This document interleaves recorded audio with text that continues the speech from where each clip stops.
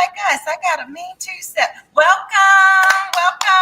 Hello, happy Monday. How's it going, everyone? Thank you for joining us for another episode of Being Organic. I'm Fran. I'm Fran. And I'm Weathers. And we thank you for joining us tonight. We have a great lineup as always. Yes. We want to remind you to please subscribe to the channel, to like this channel, and remember that our comments and the chat is open. Yes, for you guys to talk to us. This is an interactive podcast. Okay, so feel free to chime in. Feel free to let us know if you can hear us. Oh yes. We are still working on our audio visual. Okay, Yes. we want to make sure that we're doing the best with what we have. Mhm. Okay, and so yes, if you are listening, if you're one of the first to come into the room, please let us know if we don't sound like we should sound. How about Okay. that? Okay. So, how was your weekend? My weekend was good, and yours? My weekend was productive. I got a lot done. Got a Okay. lot more to do. Well, that's a good way to start it off. It is. With being productive, no matter what you did, I feel like, okay, sis got it done. Well, actually, I went to see my niece play a soccer tournament yesterday in Fairfax, and her team scored 4. It was 4-0, and she scored 2 of the 4. Okay, Black girl MVP. magic. Yeah, she was showing them what time it was. Oh, that's that was what's really up. good. Yep. That's what I'm talking about. It's always good to get out to Yes. some of the sporting events, to get out and see it, especially when it's like women, because it doesn't get a whole lot of recognition. It was a good turnout. It was a good turnout for them traveling because their home base is Richmond. Okay. So they were actually VA. I'm from Virginia, y'all. Anyway, she got a true Baltimore. Oh, I love it. But yeah, it was a great game, and they had a good turnout. So yeah, way to go.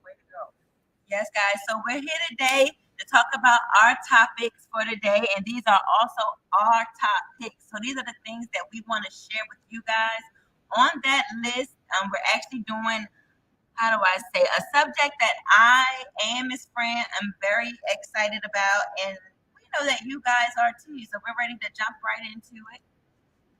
You see it. You can read it out loud with us. We're going to be uplifting our Black men. Yes. And one day we might have to throw this up in our little debate this section, but we ain't going there today. We're keeping it 100. Yeah. Did you want to start? Well, I'll just start by saying I love the topic.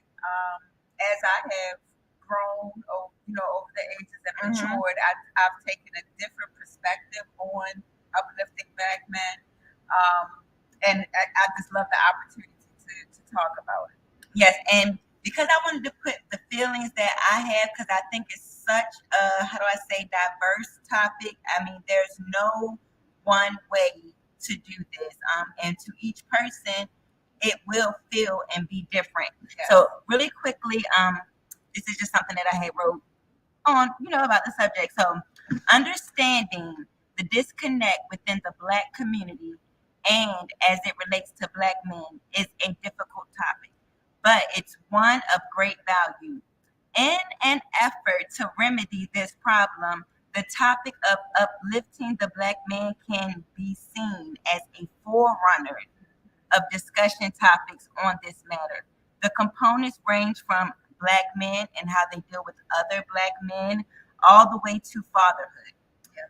Today, we want to inspire and uplift our kings, young and old. Despite popular media and so what they let us see, there is an abundance of good, wholesome, and sometimes streetwise Black men, and they still love the Black woman. Look, snaps and claps and all of that. I mean, absolutely. Yeah. I, for one, at my age and what I've gone through, I just think that our men are just under fire higher. I think they're just heavily targeted. And it feels constant, sometimes. Yeah, because their presence is very strong. Mm-hmm. They can do just about anything, and because of that, they appear to be people are intimidated. They are They're intimidated. intimidated by their strength, their character, their wisdom, their tenacity, and I mean, why wouldn't you be? I mean, I understand the intimidation from others, but that does not mean they should not be uplifted. Yes, and it was it was the cutest thing I seen once. They showed the young black men, and they were like, maybe like 8 and maybe upwards or something like that. But they were young black guys, and they were, dancing and getting down with the footwork.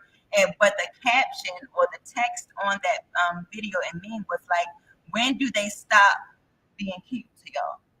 And that's basically what it is. Because when our men, our young boys are growing up, people aren't that way with them.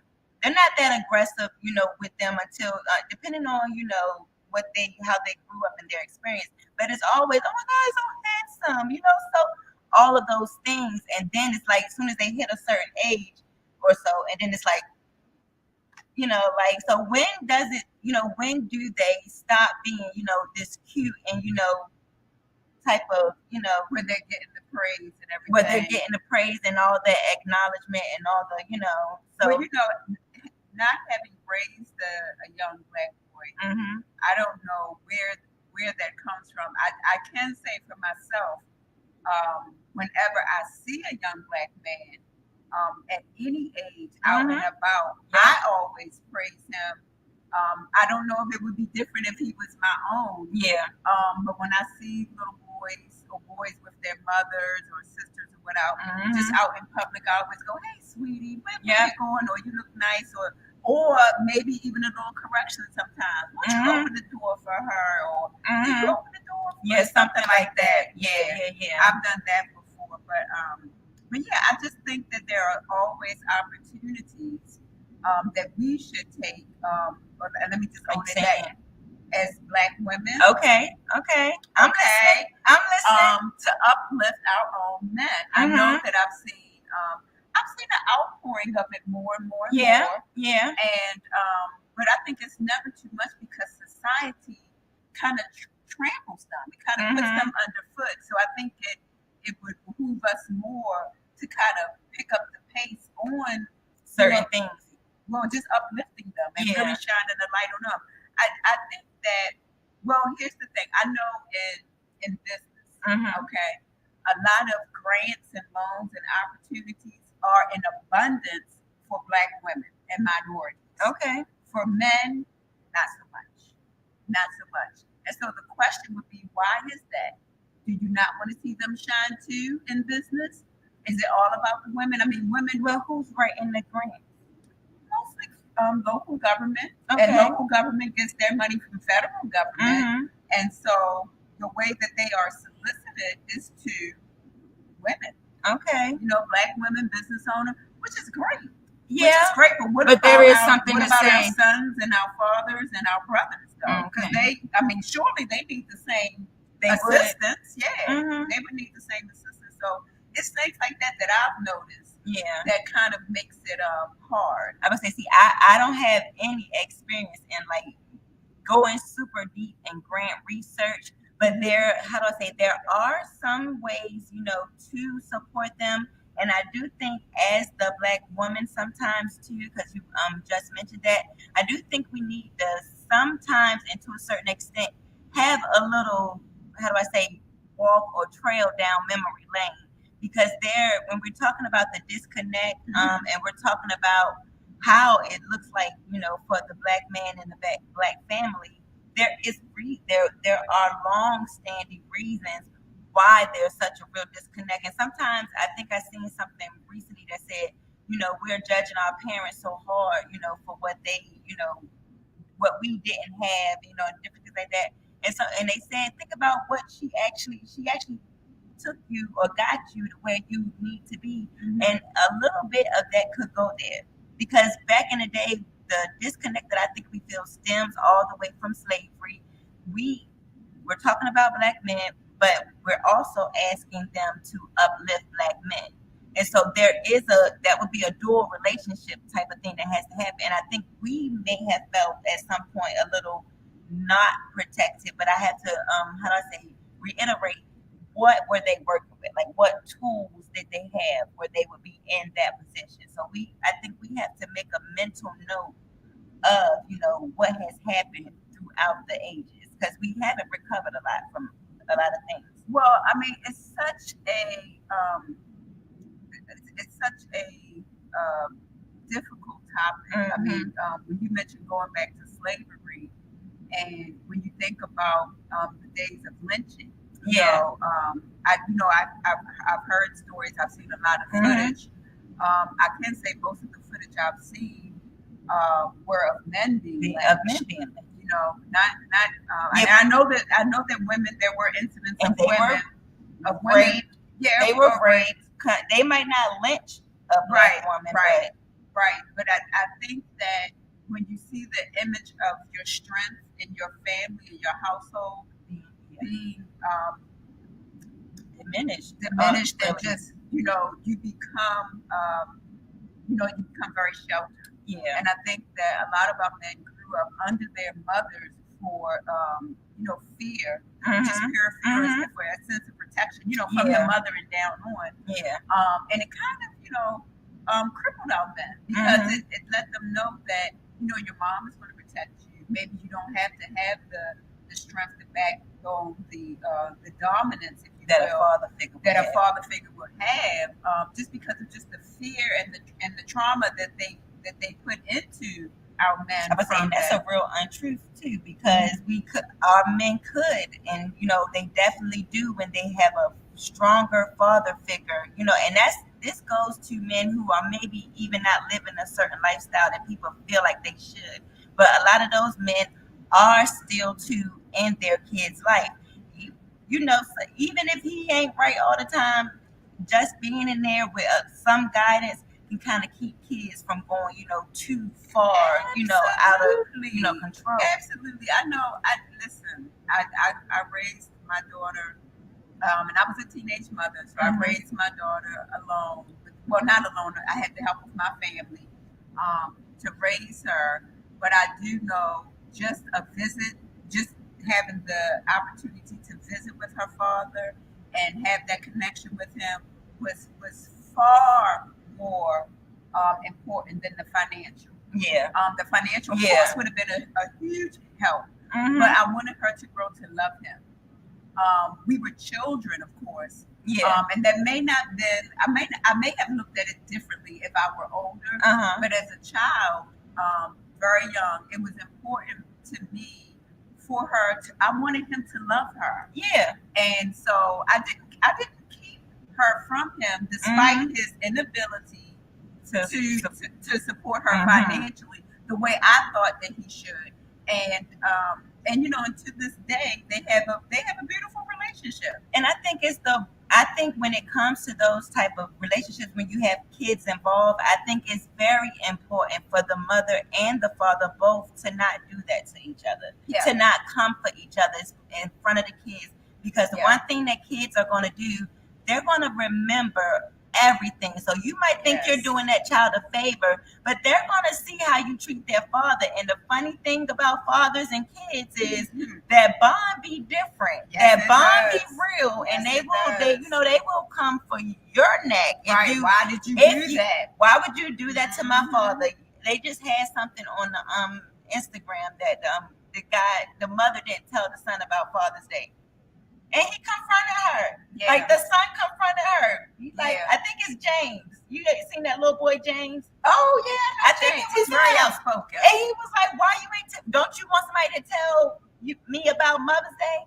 And he came for his mother. So and I understand why he would do that, because he even as a child recognized he would need he would like to be there for his father. Yeah, I think that's where some women kind of miss the mark. They're missing the mark. They forget that child has emotions, has and welcome to our Instagram family over this side, because they comment and y'all. So look, that's what we looking for. Hey y'all. So they kind of forget that that the needs of that child They're matters. looking at the needs of the household. And don't get me wrong, that's very It's important. important. But that child, at some point, when they develop their voice, Yeah. they're going to tell you. And they're going to remember. remember. Why did you do this? Why couldn't you work it out? And really, why couldn't you? Because when it comes down to it, it's that relationship. And it's a group effort anyway. Well, It's a group effort. Well, it takes some forgiving, Yeah. right? It takes having some empathy and some mercy, Yeah. and just really putting your feelings to the side, putting your feelings second.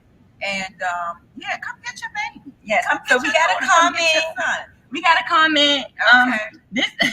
This say they stop being cute and getting the praise when they don't deserve it. And Okay. that's man or woman. Okay.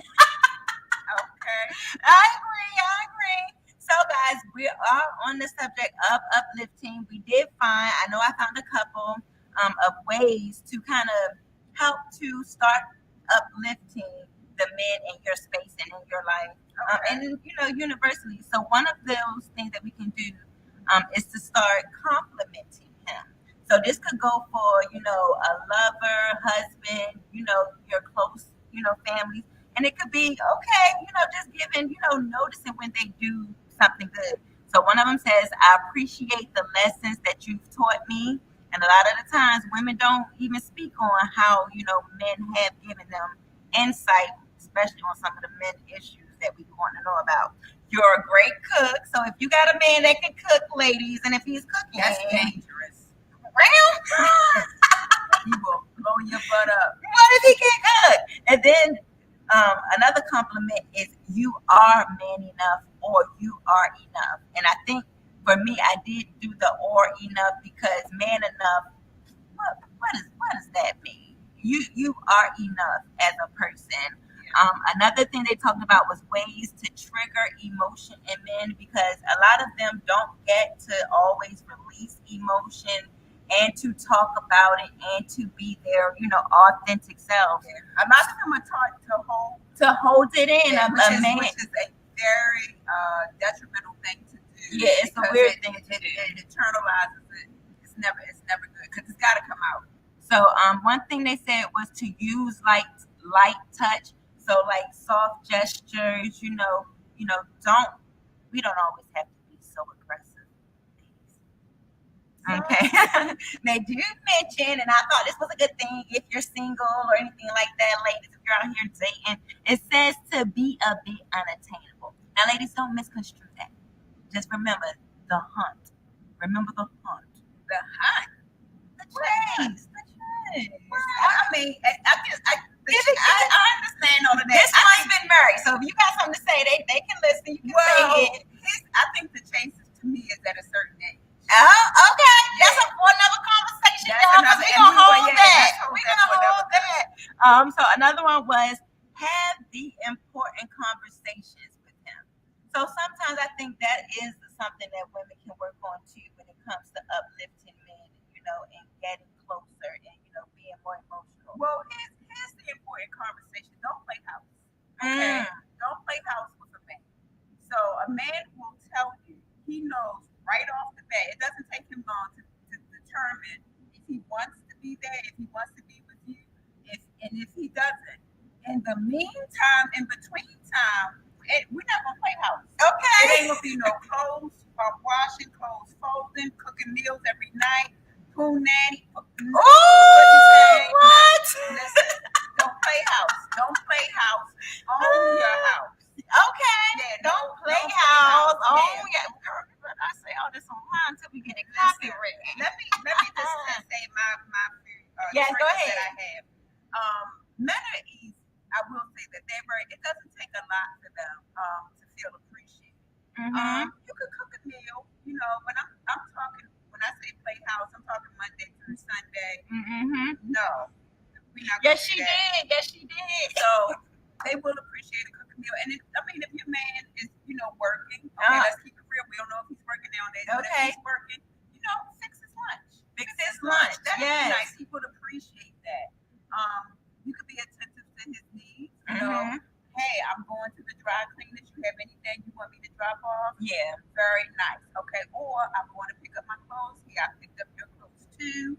That's something that Yes, you could do. thoughtfulness. Okay. Yes. And if you're in a relationship, you could maybe lay his clothes out for work. If you have a shared roof, if you're under the shared roof, that's something that you could do, or organize his schedule.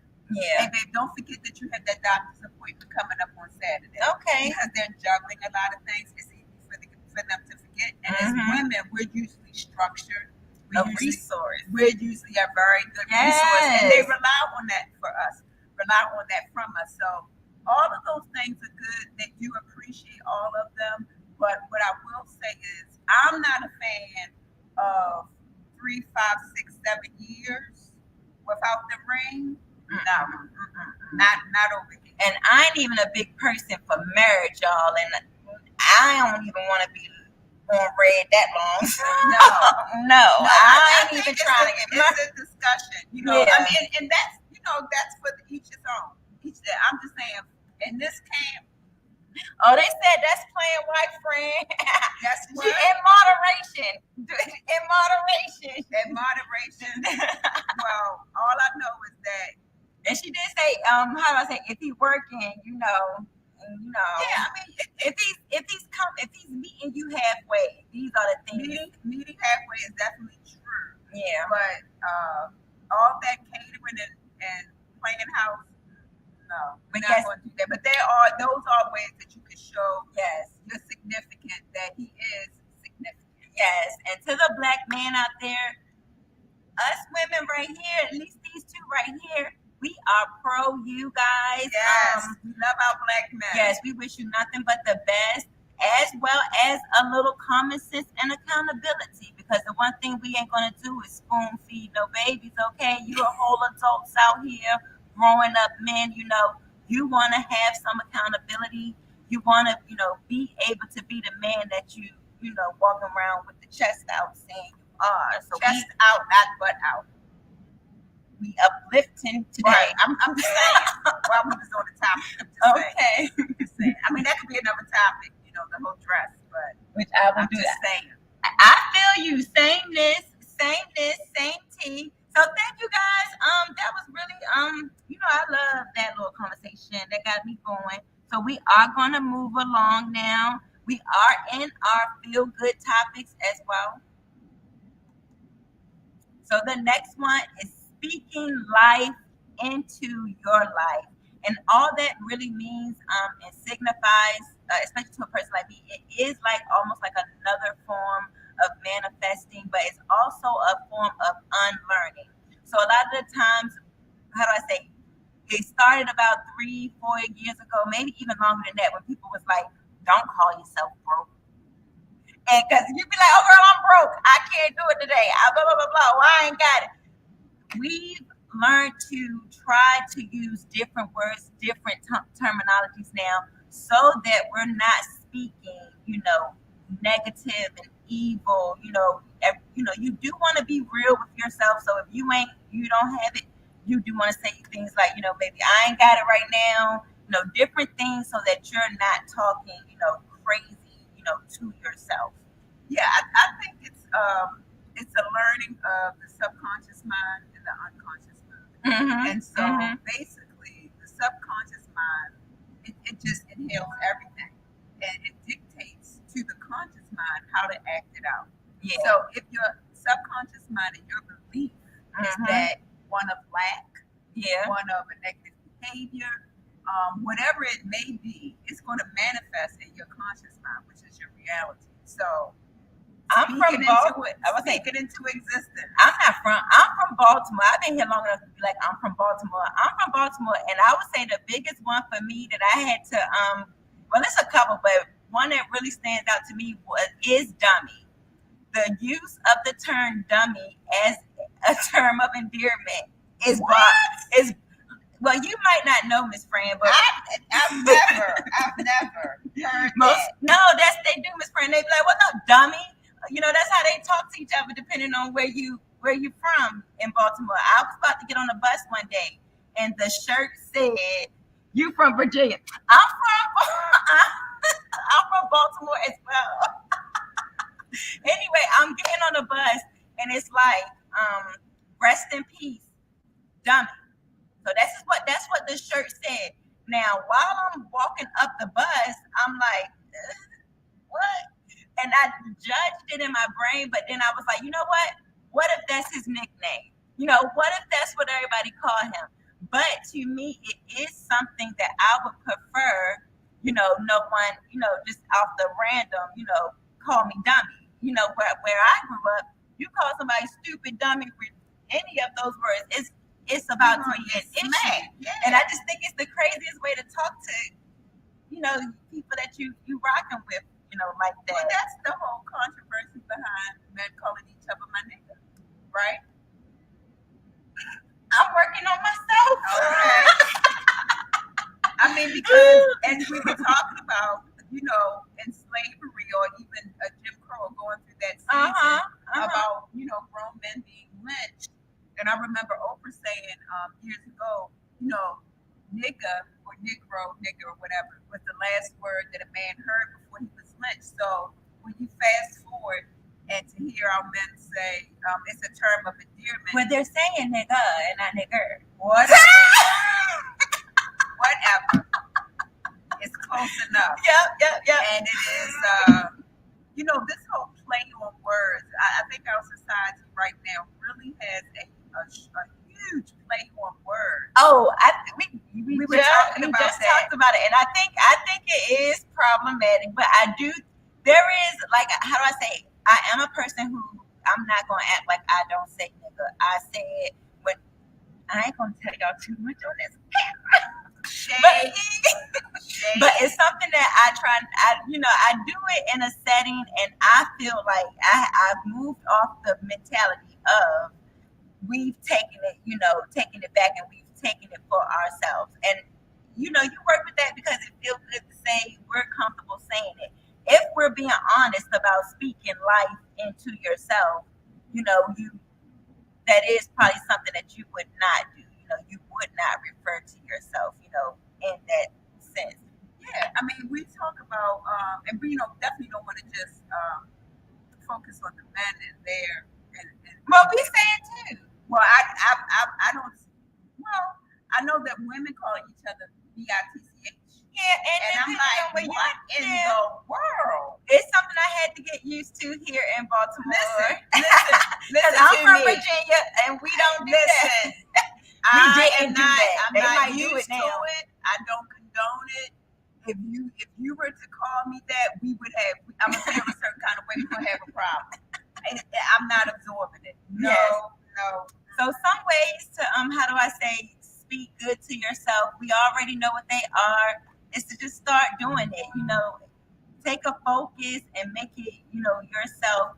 To even when you're having a bad day, tell yourself something like, you know what, I'm gonna get Good morning, this. gorgeous. Good morning, gorgeous. She say it right. Yep, I'm gonna get through this. You know, be uplifting to yourself. And a lot of people, you'll find yourself. How do I say? If you ever find yourself sad, I want you to think about this thought process.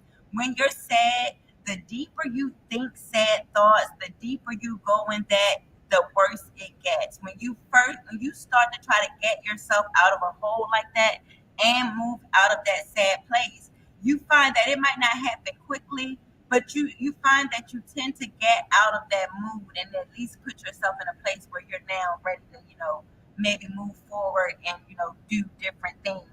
If you don't know a lot of positive words, you know, to say and speak to yourself, depending on, you know, how you grew up, where you were raised, different things like that, start to Google, you know, start to look for synonyms. So if you're looking to be more productive, go and look for, you know, synonyms to productive, words to kind of put, okay, I'm going to be focused today. You know, you'll start to talk differently.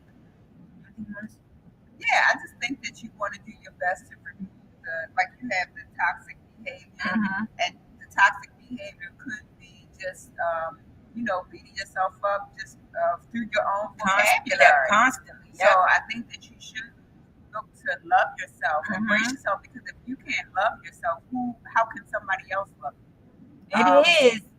So you want to do, put your best foot forward, make it your best effort to love yourself, to embrace yourself verbally, and then, you know, I think it starts there, and then everything else falls into place. But words are powerful. Yes. Words are powerful. The power of the tongue. The Bible even speaks about that. You know, the tongue can be so deadly.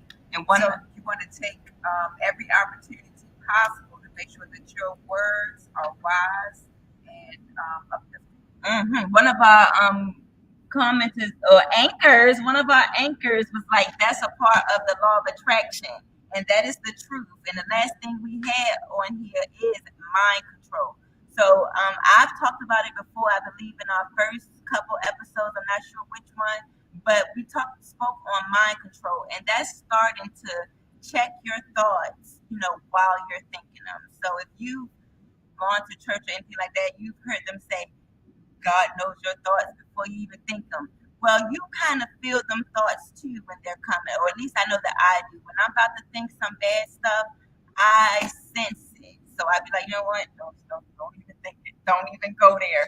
And sometimes you gotta check yourself, you know, and start to put different processes in your brain because our minds just do what we've been doing. Yeah, and you know, I'll just say it again. It just falls back to the subconscious mind, because that's where everything is held.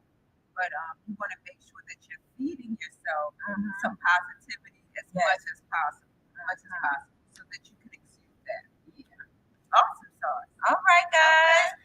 Oh, so we had a couple. Yes, absolutely. So we have a couple going on in our Instagram. They ain't my fault. They ain't talking to us. So we're gonna be moving along now, guys. This is actually our. Just so y'all probably don't know, but Monday is supposed to be our short episode. So we're to turn out this way. We're moving through this one though. We're making good time. Okay. So the next one we're doing a debate this, and it's to chakra or not to chakra. Yes.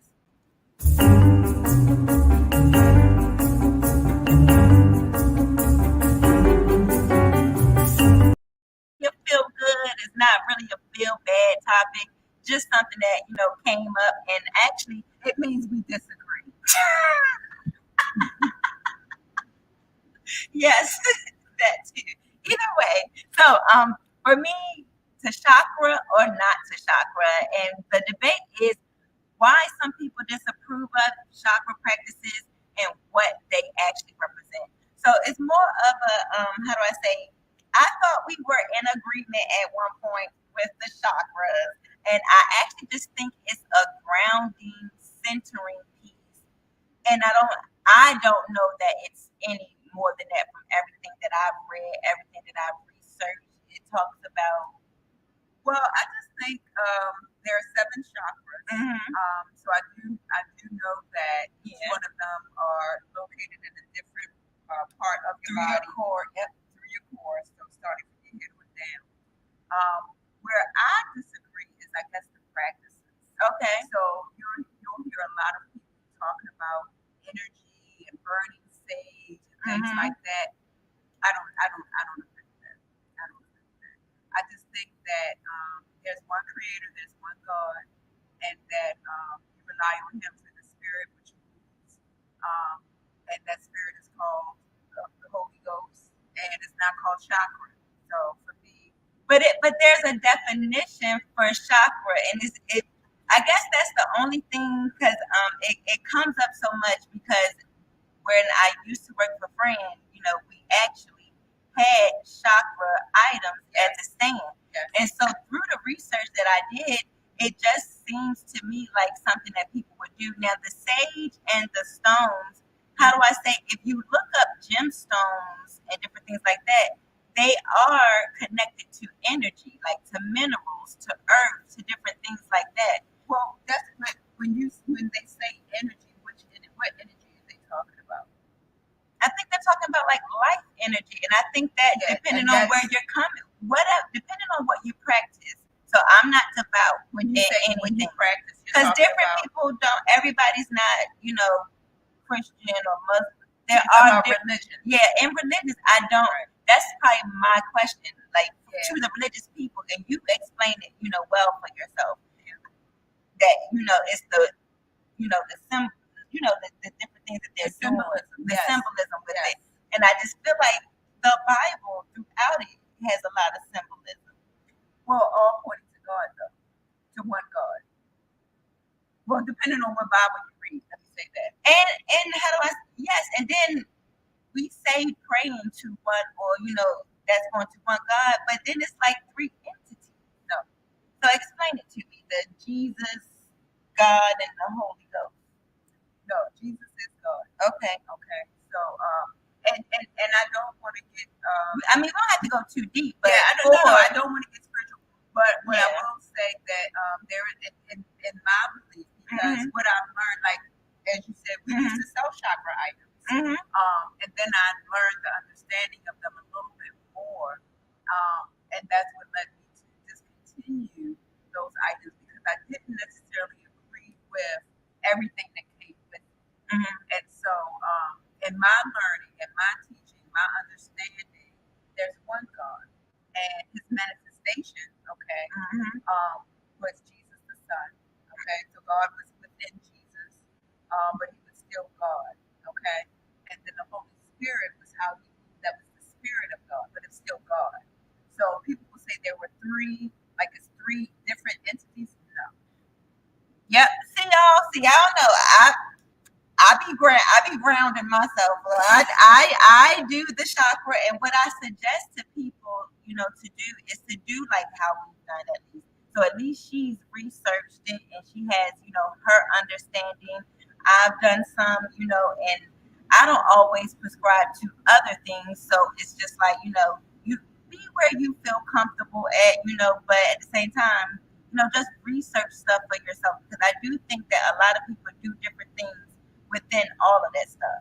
So each individual person, because some people say, some people say you can't get your certain things or you can't let everybody pray over, your items. Yeah, so it's a very layered type of thing. So I just, I think for a person that's trying to have like a wholeness or type like a well-being type of thing, I think the chakra is a good place to start because they talk about things that I think are in direct connection to if you're going to be whole. So understanding your gut and feeding your gut right and getting, your intuition up to par.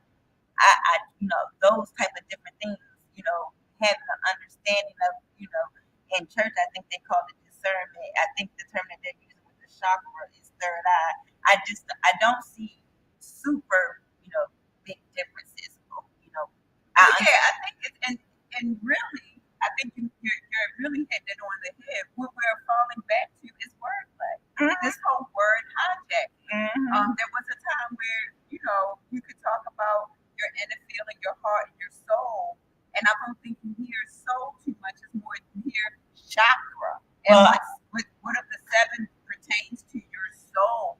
So it's just a lot of word hijacking. And you hear that with different religions. Like I don't subscribe to any religion. Yeah. I don't subscribe, and I think that's where it is because when you subscribe to religion, then you have a vocabulary around that religion. Yep, and I think it can even happen in a sermon because I've heard the same sermon given by different people, and it'll be a whole different shindig. So I'll be like, okay, there's a difference there. That's what happens. So just be informed. That would be a good Be tip. informed. Do your own research. Yes, and Come be up, true to you yourself. get your own discernment and understanding about it, and then you'll make the best decision for you in your life. Yes, and if y'all have any questions, if y'all have anything that y'all can, like tidbits that y'all can, give to us, go check our comments on this side too. Hey, y'all. Either way, so let us know in the comments, hit us up, and don't forget to subscribe and like the channel. We are a new channel, but we are a growing channel. Yes, and we definitely could use your support. So please hit the like button and hit the bell so that you can receive notifications when we make them available. All right, guys, we about to round this thing right on up because it is Monday. It's gonna be a short episode. It's supposed to be. It's Monday. So the last one that we're doing tonight is this is going into our not so feel. We're not feeling it. Not feeling this, and I hope you're not feeling it. Okay. Yes, violence. We're talking about violence, and we're talking about why can't we get along? What's going on? We've been asking this since 19. Who has the magic answer? Well, I heard Jay-Z say something a few months ago, and I thought it was kind of like a window into it. He was being interviewed. I can't remember the person who was interviewing him, but he talked about the violence and the dislike and the distrust, well, in the black community. Yep. And what Jay Z said is um, the reason for the violence, like you'll hear somebody, "What you looking at me?" or "Why you looking at me?" And so it's like they see your vulnerability, and they're uncomfortable with that, and so that's why they really respond that way.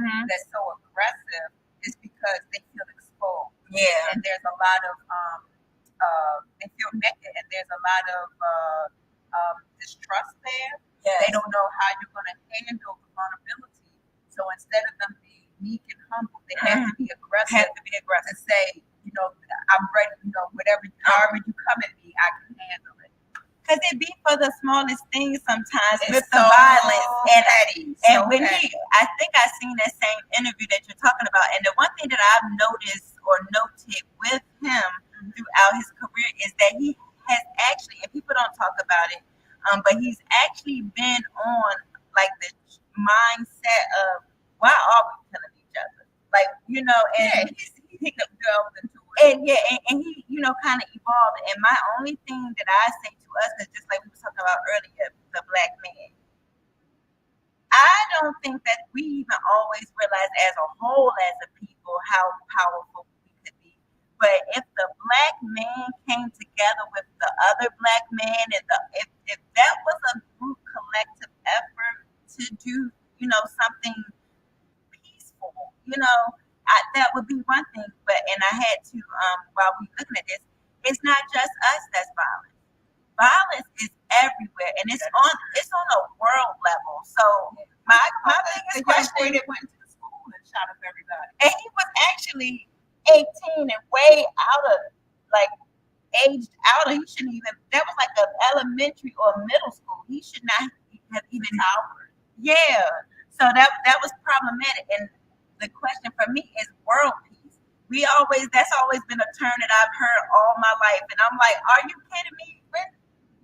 How do you get to world peace if we can't have peace, right in our own spaces? But I think the biggest part of it is being vulnerable. You have to put your guard down and realize that everyone is not here to attack you. Yeah. And so if you're on guard all the time, then how can somebody break through all of that if you don't lower your defenses and come to a common ground where there's conversation, where there's empathy and understanding? How can you begin to unite? You can't unite with somebody that's ready to fight and argue with you. Yeah. They have to be able to accept you and let you in so that there's a discussion. Yeah, and how do I say, I always felt, especially when it came in my brain that you talk about, I think I seen something on the internet that made me be like, okay, everybody talk about violence, I ain't feeling that. It's so much of it happening right now. And I don't know if it's just that we're seeing so much in the media violence, or that, we're just so used to seeing it.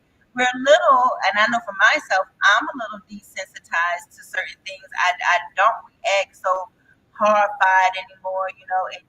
Nothing really shocks me sometimes, and some shocking things have been happening. So it's just like, just trying to understand that thought to my brain. I was like, well, violence actually has just as long a history as everything else. And it's literally been what we built, conquering, America is a land of conquerors. So everywhere they've been, they've tried to conquer, which entails violence. So, it's been around. Yeah, it has. But I think that there are some stories and some history that you should learn lessons from. Violence, and definitely America's violence is one of them. I think the biggest example of that is slavery or the Holocaust. And if you look at those two just historic traumatic events, you have the Jewish community that was murdered, that was in prison. But you look at them today, and they are a community. Yeah. They are still united, Mm-hmm. and they grow their families, they grow their businesses, because they are focused and dedicated to that. Yeah. When you think about, on the other hand, slavery, we went through an equally, if not even more, traumatic event. But now it's such a struggle for us as African Americans to come together and to unite and support one another. And we have a clear example of it in the Jewish community, in the Hispanic community, and just about every other ethnicity. We have it, yet we find it so hard to do it. And there are examples of it here and there, but collectively as a whole, it could be different. It could be way different. Yes, much broader. And so that's something that we could put in our subconscious mind. Yes, unity. That's something that we need to accomplish within our generations, within our lifetime. And you can work towards that. I think a lot of it comes from lack of trust. Yeah. And I think my biggest thing is, and I'm not perfect, no one is, but my recent goal has been to not lie. My goal is to not lie. Like, not even a little white lie. I tell a joke lie. So I'll be like, I'll say something like, you see this thickness? It's not the truth. But, you know, the goal, I play too much. But I really, as far as stuff that's real or something that's going on, if it's something that's going to directly affect me, I'm probably not going to lie about that. I'm probably going to go ahead and tell the truth only because I find the truth to get me better results. Yes. And then it's less stress than a lie. It just feels good. And I read something that was slick. It was like, only liars are craving something and something else. And I looked up the word craving, and that's basically a weak person. And I was like, that ain't me. No. And then she checked me. Yeah, if you want to talk about being in tune to yourself and your feelings, anything that's not a truth, like your truth, you feel that. You feel it. You feel it. You feel it. And not only that, you know how hard it is to keep up a lie? Practice, y'all. Y'all gotta practice. No. It's hard to keep up a lie. The truth, what's the saying? The truth will set you free. The truth will set you because free. it's easy. It's easy. You don't have to think about. You don't have to think about it. Because once you say it, you can just. The thing about the truth is, you can just say it. You can just let it roll. You can let it roll. And I feel like we have to get to that place where we can trust each other. And even if you can't trust them like on a deep level, I tell people to trust people to be a human.